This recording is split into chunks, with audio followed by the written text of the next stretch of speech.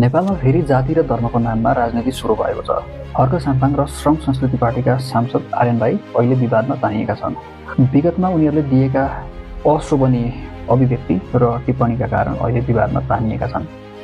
उनीहरूले खासमा के भनेका थिए भने नेपालको राष्ट्रिय जनावर गाईलाई हटाएर सुँगुर बनाउनुपर्छ र गाईलाई काटेर गाईको मासु नेपालको हरेक मासु पसलमा पुर्याउनुपर्छ र गाईको मासुलाई विदेशमा निर्यात गर्न सक्यो भने नेपालको अर्थतन्त्र अझ बलियो हुन्छ। अहिले नेपालमा कम्तीमा गाई र गोरुलाई मात्रै प्रयोग गर्न सकियो भने नेपालमा करोडौं रुपियाँ राजस्व चाहिँ सङ्कलन हुन्छ।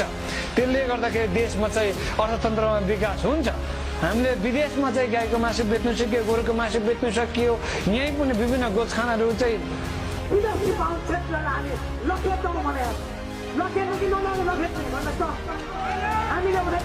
यस्तो अभिव्यक्ति दिएको कारणले गर्दाखेरि अहिले हर्क साम्पाङ र आर्यन भाइ दुवैजना विवादमा तानिएका छन्। तर यो त पुरानो कुरा थियो, अहिले भर्खर आएर चर्चामा आएको छ। हर्क साम्पाङ र श्रम संस्कृति पार्टीका कार्यकर्ताहरू जनकपुर भ्रमणका लागि गए। भ्रमणको क्रममा जानकी मन्दिरमा पुग्दाखेरि त्यहाँका हिन्दू धर्मावलम्बीहरूले चाहिँ हर्क साम्पाङ र उनीहरूको कार्यकर्तालाई गेटबाट भित्र पस्न दिएन। केका लागि भन्दाखेरि गाई हाम्रो माता हो र हाम्रो आस्थामाथि कसैले प्रहार गर्छ भने उनीहरूलाई हामी मन्दिरमा छिर्न दिँदैनौँ भनेर ठुलै विरोध भयो। अर्कोतिर भने कमरेड प्रचण्डले जनकपुरबाट मधेस आन्दोलनको सुरुवात फेरि हुनुपर्छ भनेर एउटा बलियो पार्टी गठन गर्ने भन्ने खालको अभिव्यक्ति दिनुभएको छ। यो कुराहरू हेर्दाखेरि जाति र धर्मको नाममा फेरि राजनीति सुरु हुन लागेको त होइन र किन पनि नउठोस्। किनभने 2063 साल जेठ 4 गते जब नेपाललाई धर्मनिरपेक्ष राज्य भनेर घोषणा गरियो त्यही दिनदेखि नेपालमा अशान्ति छाइरहेको छ। कहिले पनि नेपाल शान्त भएर बाँच्न सकेको छैन।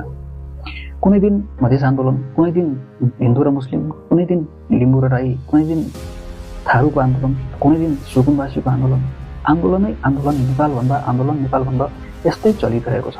हरेक कुरामा अशान्ति, हरेक कुरामा हिंसा। हत्या पनि त्यतिकै बढेको छ, बलात्कार पनि त्यतिकै बढेको छ, हिंसाहरू त्यति नै बढेको छ, चोरी डकैती सबै कुराहरू बढेको छ।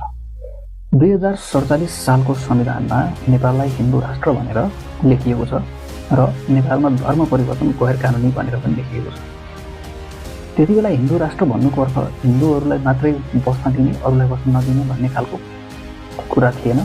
हिन्दू राष्ट्र यस्तो राष्ट्र हो जसमा हिन्दू, मुस्लिम, सिख, इसाई, किराँत सबै धर्मका मान्छेहरूले शान्तिपूर्वक बसोबास गर्न पाउनुपर्छ भन्ने प्रावधान मिलाइएको थियो। एकदमै उचित व्यवस्था थियो, एकदमै राम्रो व्यवस्था थियो। 2062-63 को आन्दोलनमा आन्दोलनकारीहरूले मेन एजेन्डा के बनाएका थिए भने प्रत्यक्ष शासनको अन्त्य र लोकतन्त्रको पुनर्स्थापना। तर कुनै पनि कागजमा नभएको, कुनै पनि एजेन्डामा नभएको कुरा धर्मनिरपेक्ष राष्ट्र भनेर कहाँबाट आयो कसैलाई थाहा छैन।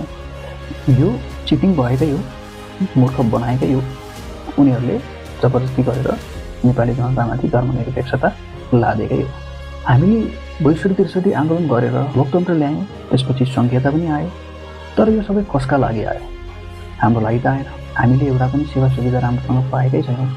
एउटा नेपाली जनताको हैसियतले गएर हेर्दाखेरि नेपाली जनता र नेतामा कति फरक छ। जुन नेता 62-63 को आन्दोलनमा घरमा खानालाई चामल समेत नभएको मान्छे अहिले अर्बपति भएर बसेको छ। त फरक कसको जीवनमा आयो त भन्दाखेरि नेताको जीवनमा आयो, जनताको जीवनमा आयो। त्यसैले यो धर्मनिरपेक्षता र सङ्घीयता भन्ने कुरा एउटा एकदमै ठुलो स्क्याम हो जुन हामीले अहिले भोग्दै आएका छौँ। तपाईँलाई के लाग्छ, नेपाल हिन्दू राष्ट्र नै ठिक थियो कि धर्मनिरपेक्षता आइसकेपछि अबको नेपाल ठिक छ? यो कुरा कमेन्टमा लेखेर भन्नुहोला।